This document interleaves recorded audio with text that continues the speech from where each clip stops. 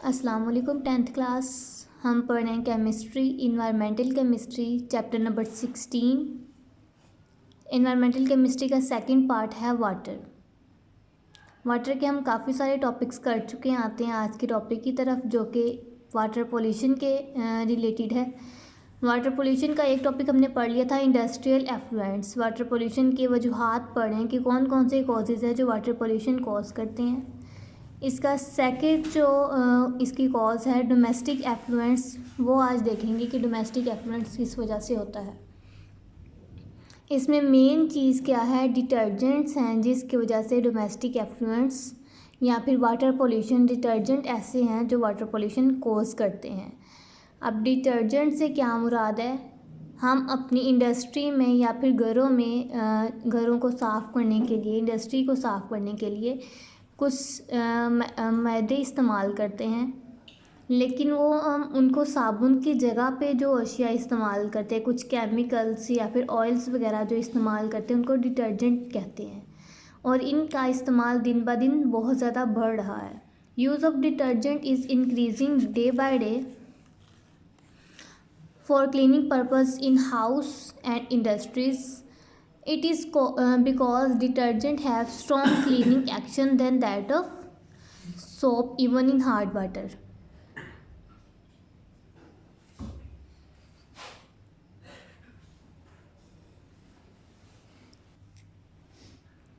It is because detergent have strong cleaning action than that of soap even in hard water. साबुन के मुकाबले में जो detergent है वो ज़्यादा स्ट्रॉन्ग क्लीनिंग इफ़ेक्ट रखते हैं, इवन तक कि हार्ड वाटर में भी। कार्बन क्लोराइड या फिर सोडियम क्लोराइड मिला जो पानी होता है, जिसको हम हार्ड वाटर कहते हैं, उस हार्ड वाटर में भी डिटर्जेंट जो है वो क्लीनिंग के इस पर्पज़ को सरअंजाम देते हैं साबुन की बनिस्बत ज़्यादा अच्छे तरीके से। They can work even acidic solution, ये एसिडिक सोल्यूशन में भी वर्क कर सकते हैं, but they have a major disadvantages over the soap. इसको साबुन के मुकाबले में इस्तेमाल करने का सबसे बड़ा नुकसान क्या है, as some of the detergents, बहुत से डिटर्जेंट्स आर नॉन बायोडिग्रेडेबल. बहुत से डिटर्जेंट ऐसे होते हैं जो कि नॉन बायोडिग्रेडेबल होते हैं। अब नॉन बायोडिग्रेडेबल से क्या मुराद है कि ऐसे मादे जो कि डिकम्पोज नहीं कर सकते माइक्रो ऑर्गेनिज़म्स को। अगर वो माइक्रो ऑर्गेनिज़म्स को डिकम्पोज नहीं करेंगे, माइक्रो ऑर्गेनिज़म जो हैं वहीं पे रहेंगे, लाइक दैट बैक्टीरिया, तो वो क्या करेंगे, डिजीज़ कॉज करेंगे। हमारे जो साबुन वगैरह जिनको हम सोप्स को इस्तेमाल करते हैं, वो माइक्रो ऑर्गेनिज़म्स को डिकम्पोज कर देते हैं, किल कर देते हैं, जिसकी वजह से माइक्रो ऑर्गेनिज़म्स ख़त्म हो जाते हैं, बैक्टीरिया जो कि डिजीज़ कॉज नहीं करते। लेकिन डिटर्जेंट ऐसे मादे हैं जो माइक्रो ऑर्गेनिज़म्स को डिकम्पोज नहीं करते, तो वो क्या करता है, डिजीज़ कॉज करता है। व्हेन हाउस होल्ड वाटर, घरों में इस्तेमाल किया जाने वाला पानी, containing these detergents is discharge in streams, ponds, lakes and reverse.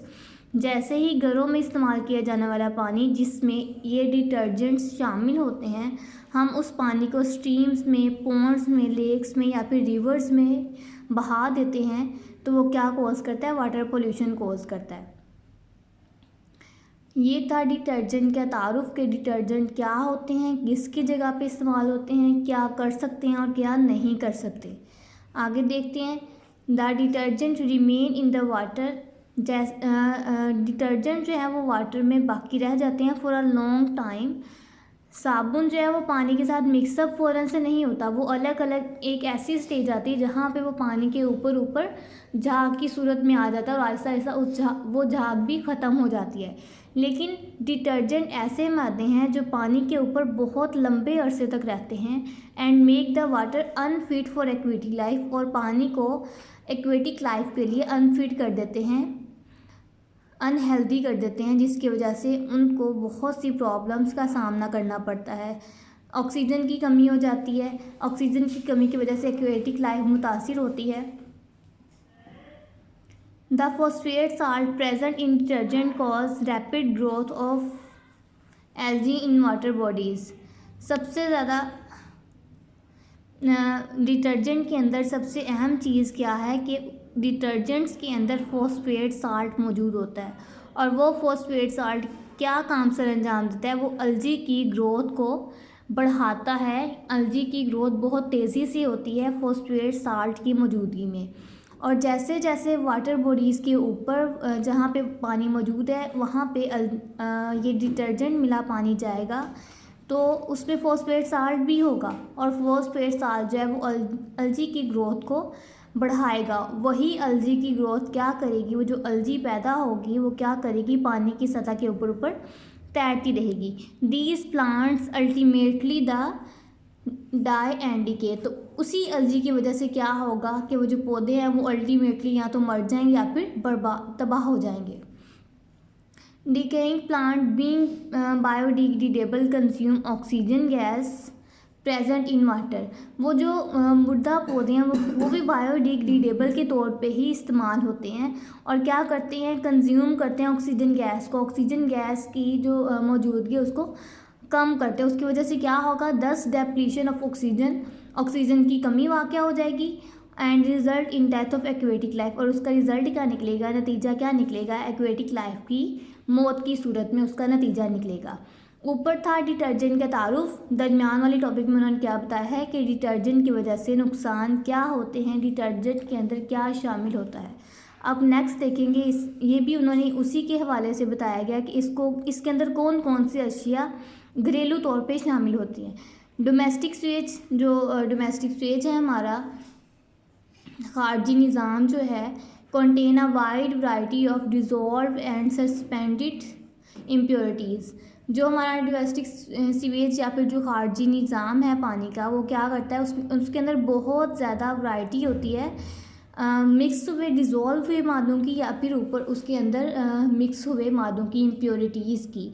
और उसके अंदर क्या क्या शामिल होता है वो डोमेस्टिक सीवेज के अंदर, फूड और वेजिटेबल वेस्ट, हमारी खुराक और सब्जियों का जो गैर ज़रूरी जो वेस्ट होता है वो शामिल होता है। गार्बेज मतलब कूड़ा करकट शामिल होता है। कैंस मतलब ये जो टीन वगैरह के बोटल्स या फिर बोटल्स हम प्लास्टिक की फेंकते हैं वो चीज़ें शामिल होती हैं।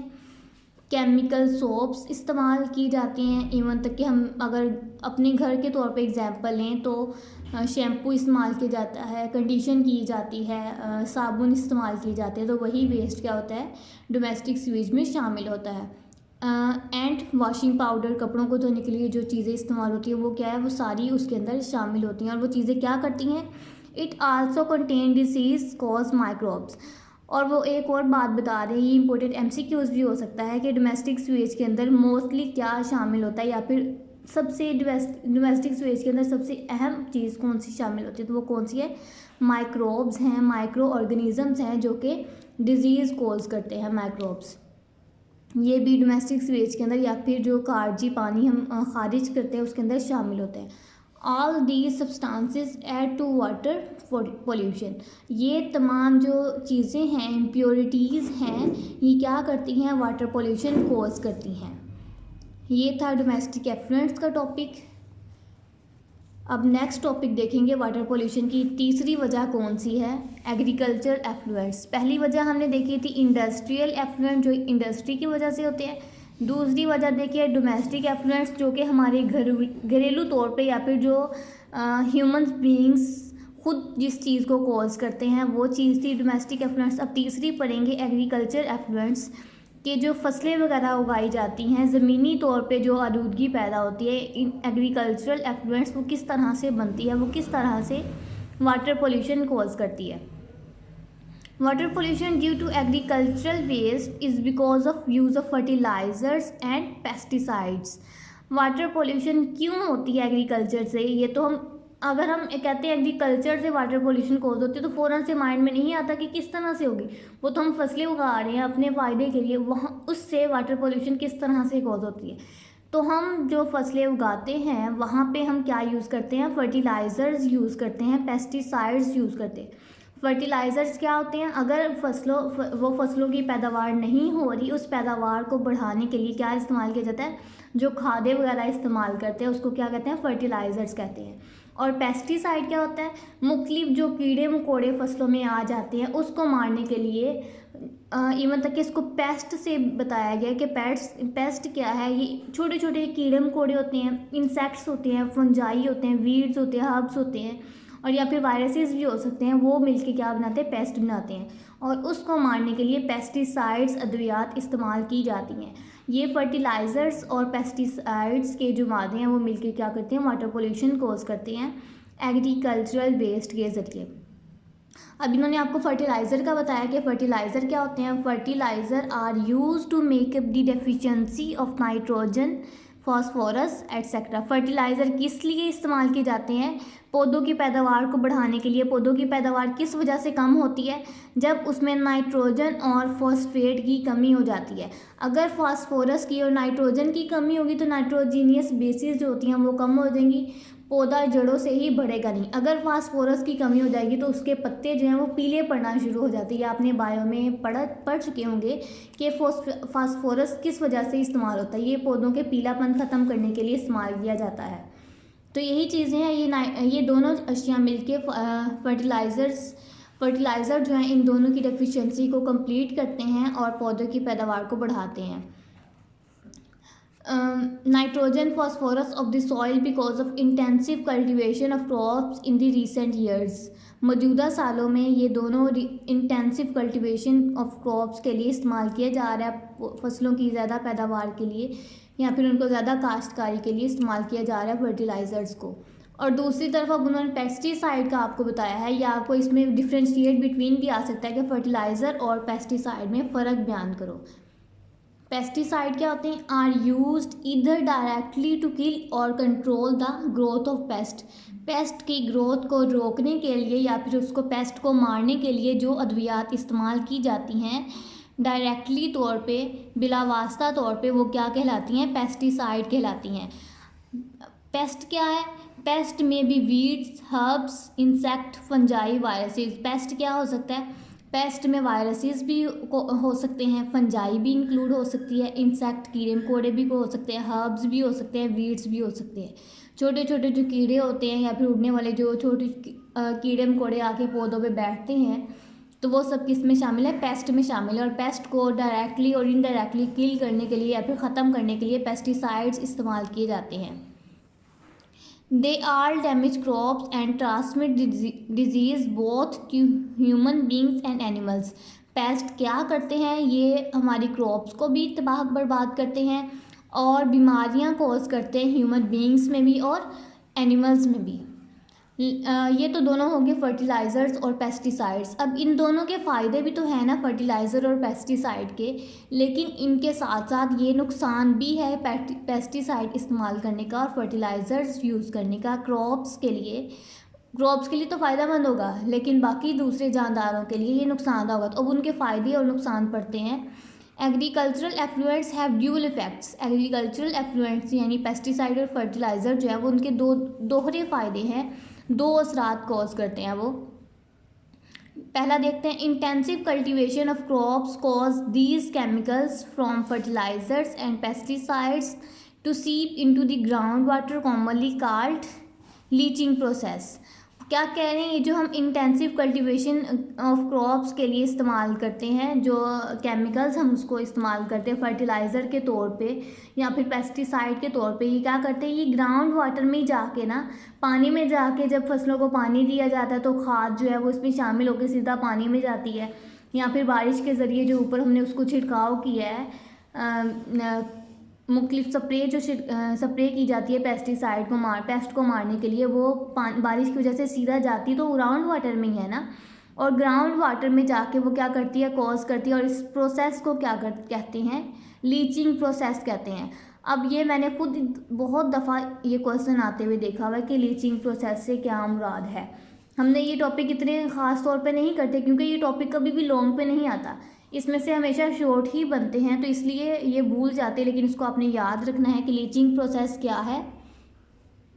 लीचिंग प्रोसेस फर्टिलाइज़र और पेस्टिसाइड्स जो हम इस्तेमाल करते हैं कल्टीवेशन ऑफ क्रॉप्स के लिए, इनकी वजह से जो ग्राउंड वाटर में जाके ये सारे शामिल होते हैं, वो उस पूरे प्रोसेस को क्या कहते हैं, लीचिंग प्रोसेस कहते हैं। पहले हम उसके फ़ायदे के लिए फर्टिलाइज़र और पेस्टिसाइड इस्तेमाल करेंगे, लेकिन वही दोनों उसके बाद दूसरा अमल होगा, बारिश होगी या पानी दिया जाएगा, वो दोनों ग्राउंड वाटर में जाके शामिल होंगे, फिर बारियाँ कॉज करेंगे और ये पूरा प्रोसेस क्या कहलाएगा, लीचिंग प्रोसेस कहलाएगा। द हाई नाइट्रेट कॉन्टेंट्स, जब बहुत ज़्यादा नाइट्रेट की या फिर ये नाइट्रोजन का ही ये कंपाउंड है नाइट्रेट, जैसे ही बहुत ज़्यादा नाइट्रेट की मिकदार होगी contact in ground water in mainly because of irrigation run of from agricultural fields, जैसे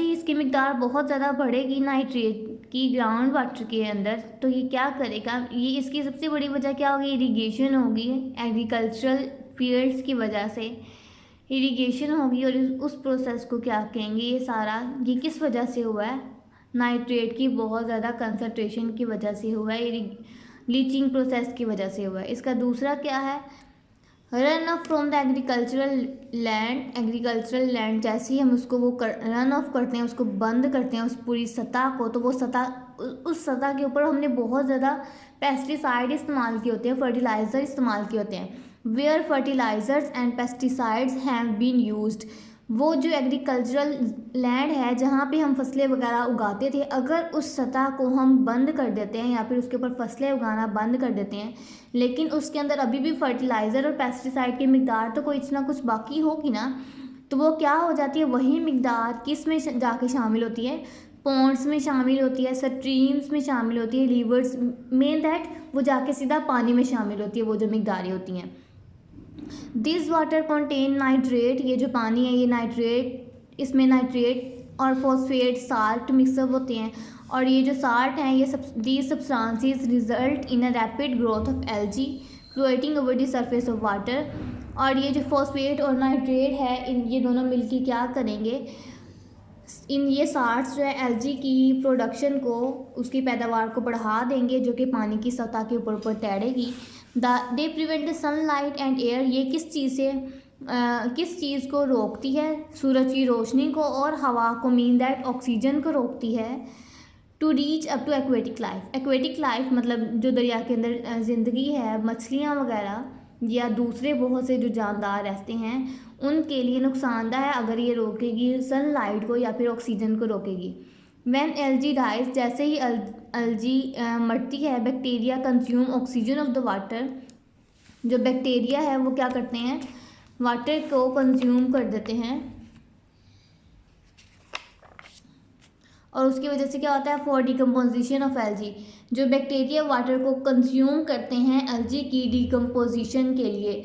एल्गी तो मर गई है, उसकी अब उसको डिकम्पोज भी तो करना है ना, उसको ख़त्म भी तो करना है, मीन्स दैट जो हम इंसानों के लिए इस्तेमाल करते हैं, अगर कोई इंसान मर गया तो उसको दफनाते हैं, तो यही चीज़ है, अगर एल्गी डाई होगी तो उसको डिकम्पोज करेंगे, तो उसके लिए क्या करते हैं, बैक्टीरिया वाटर कंज्यूम करते हैं। As a result oxygen depletes in water, वो क्या होगी, ऑक्सीजन दोनों तरफ इस्तेमाल होगी तो डेप्लीशन उसकी हो जाएगी, टूटना शुरू हो जाएगी, या फिर दोनों तरफ इस्तेमाल होना शुरू हो जाएगी।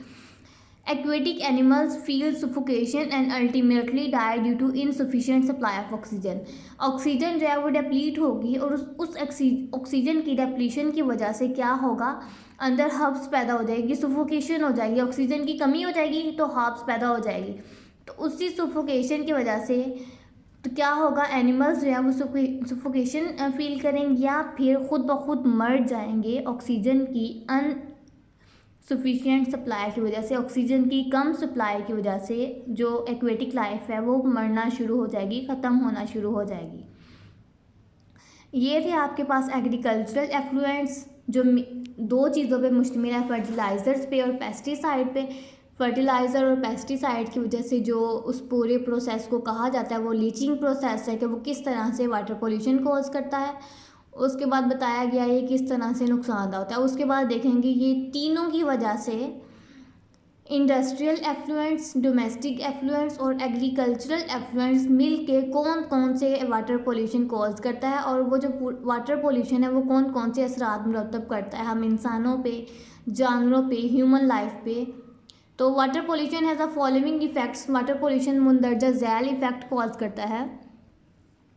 It is a hazardous to human health. ये क्या है, ह्यूमन हेल्थ के लिए बहुत ज़्यादा नुकसानदायक। हेजर्ड गैस है, हेजर्ड होती है, हेजर्ड मीन दैट बहुत ज़्यादा, जब चीज़ बहुत ज़्यादा नुकसानदायक होती है उसको हेजर्ड बोलते हैं। तो वो क्या, ह्यूमन हेल्थ के लिए जो वाटर पोल्यूशन है ये हेजर्ड है। Drinking polluted water can cause cholera, typhoid and diarrhoea.